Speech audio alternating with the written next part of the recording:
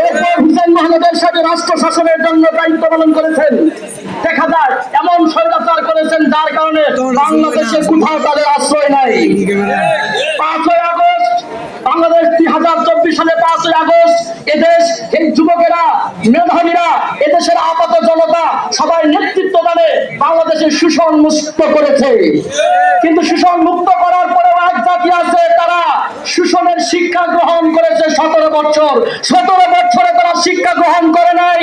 এই অল্প কিছুদিনে সারাটা বাংলাদেশের প্রত্যেকটা দ্বারে দ্বারে, ঘরে ঘরে, প্রত্যেকটা জায়গায় বিভিন্ন মার্গে মানুষকে মামলার মাধ্যমে অত্যাচার নির্যাতন করে বিভিন্নভাবে নিষ্কাশিত করেছে।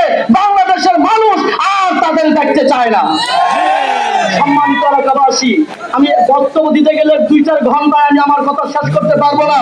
তথাপি কিছু কথা না বলেই পারতেছি না। বাংলাদেশ শাসন করার জন্য যারা আসছে, আপনারা জানেন, মনে করেন বাংলাদেশের 1950 সাল না 1947 সাল থেকে নিয়ে আজ পর্যন্ত যতগুলো রাষ্ট্র পরিচালনার দায়িত্ব তারা পালন করেছেন, আওয়ামী লীগ বলেন, বিএনপি বলেন, জাতীয় পার্টি বলেন, কমিউনিস্ট বলেন, জাসদ বলেন, যত পার্টি আছে, কোন পার্টিতে এত মেধাবী যোগ্যতা সম্পন্ন ব্যক্তি নাই যেই পরিমাণ মেধাবী যোগ্যতা সম্পন্ন ব্যক্তি বাংলাদেশ জামাত ইসলামের মধ্যে রয়েছে। আমি যদি তার ডিসক্রিপশন করতে যাই, অনেক কথাই বলতে হয়। এই বাংলাদেশ স্বাধীন করার জন্য যারা প্রাণ দিয়েছেন আমরা তাদেরকে সাধুবাদ জানাই। এবং 24 আগস্ট এই বাংলাদেশ, 24 জুলাই বাংলাদেশ এবং 5ই আগস্ট বাংলাদেশের যে সমস্ত নেতৃবৃন্দ, যে সমস্ত মেধাবী সন্তানরা এই বাংলাদেশের জন্য রক্ত দিয়েছে তাদেরকে সাধুবাদ জানাই।